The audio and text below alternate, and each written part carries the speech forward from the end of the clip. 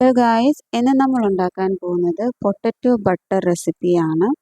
ഇത് വളരെ പെട്ടെന്ന് ഉണ്ടാക്കിയെടുക്കാൻ പറ്റാവുന്ന ഒരു തരം സ്നാക്സ് ആണ്.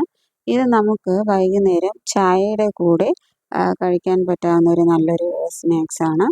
ഓക്കെ, ഇത് 5 മിനിറ്റ്സിൽ തന്നെ നമുക്കിത് എടുക്കാവുന്നതാണ്. ഓക്കെ, നമുക്ക് റെസിപ്പി തുടങ്ങാം. ഇതിനായിട്ട് ഞാൻ എടുത്തേക്കുന്നത് 2 പൊട്ടറ്റോയാണ്.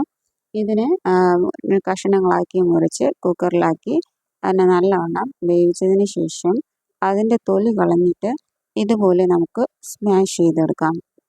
എന്നിട്ട് അതിലേക്ക് നമുക്ക് ബട്ടർ ആഡ് ചെയ്യാം.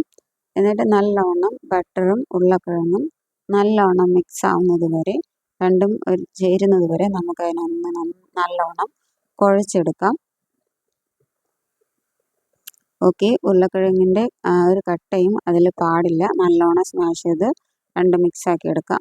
എന്നിട്ട് അതിലേക്ക് നമുക്ക് ബേക്കിംഗ് പൗഡർ, ആവശ്യത്തിന് ഉപ്പ് രണ്ടും ചേർത്തിട്ട് നല്ലവണ്ണം നമുക്ക് അതിനെ കുഴച്ചെടുക്കാം. എല്ലായിടത്തും നല്ലോണം ഉപ്പും ബേക്കിംഗ് പൗഡറും എല്ലായിടവും പിടിക്കണം. അതുകൊണ്ട് നമുക്ക് നല്ലവണ്ണം അതിനെ ഒന്ന് മിക്സ് ചെയ്തെടുക്കാം.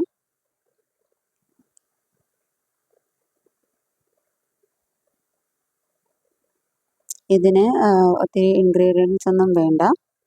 ഓക്കെ, ഇപ്പോൾ ആഡ് ചെയ്തിരിക്കുന്നത് ഗോതമ്പ് മാവാണ്. ഗോതമ്പ് മാവ് നമുക്ക് അതിൽ ആഡ് ചെയ്തിട്ട് നല്ലോണം കുഴച്ചെടുക്കാം. നമ്മൾ ചപ്പാത്തിക്ക് മാവ് കുഴയ്ക്കുന്നത് പോലെയാണ് ഇതിനെ നമ്മൾ കുഴച്ചെടുക്കുന്നത്. നല്ലവണ്ണം അതിനെ കുഴച്ചെടുക്കണം.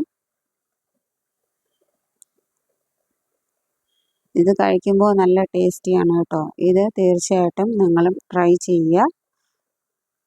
നമ്മുടെ വീടുകളിൽ ഗസ്റ്റ് വന്നാൽ നമുക്ക് അവർക്ക് സെർവ് ചെയ്യാനും ഈ റെസിപ്പി നല്ലൊരു റെസിപ്പിയാണ്, നല്ലൊരു സ്നാക്സ് ആണ്. ഇത് നിങ്ങൾക്കും ട്രൈ ചെയ്യാവുന്നതാണ്. ഓക്കെ, അതിനെ നമുക്ക് 2 ഗോളയാക്കി മാറ്റിയിട്ട് അതിൻ്റെ സൈഡിൽ നിന്ന് ഒരു ഷേപ്പ് കട്ടിങ് ചെയ്യുക. എന്നിട്ട് അതിനെ 4 കഷ്ണങ്ങളാക്കി നമുക്ക് മുറിക്കാം. നമുക്ക് ഇതിൻ്റെ മാവ് ഇത്തിരി കൂടെ കട്ടി എടുത്താൽ നന്നായിരിക്കും. ഞാൻ ഇത്തിരി കട്ടി കുറച്ചാണ് ചെയ്തേക്കുന്നത്. നിങ്ങൾക്ക് ഇത്തിരി കട്ടി കൂട്ടിയെടുക്കാം. ഓക്കെ, ഇതിൽ ഞാനിപ്പോൾ ഇട്ടേക്കുന്നത് എണ്ണയ്ക്ക് പകരം നെയ്യാണ്. നെയ്യിൽ ചെയ്യുകയാണെങ്കിൽ ഇതിന് ഇത്തിരി കൂടെ ടേസ്റ്റ് ഉണ്ടാവും.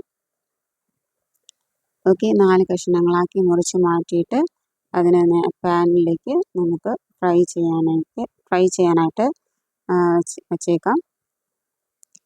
ഓക്കെ, ഇത് നല്ലവണ്ണം ബ്രൗൺ കളർ ആവുന്നത് വരെ നമുക്കിതിനെ ഒന്ന് ഫ്രൈ ചെയ്തെടുക്കാം.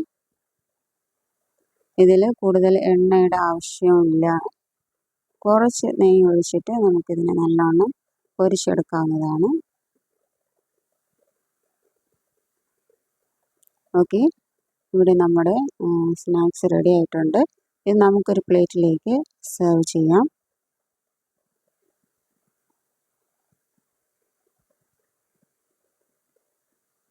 ഇത് നിങ്ങൾ തീർച്ചയായിട്ടും ട്രൈ ചെയ്യണം കേട്ടോ. ഇത് നല്ലൊരു ടേസ്റ്റി സ്നാക്സ് ആണ്. നിങ്ങൾ തീർച്ചയായും എൻജോയ് ചെയ്യുമെന്ന് അറിയാം.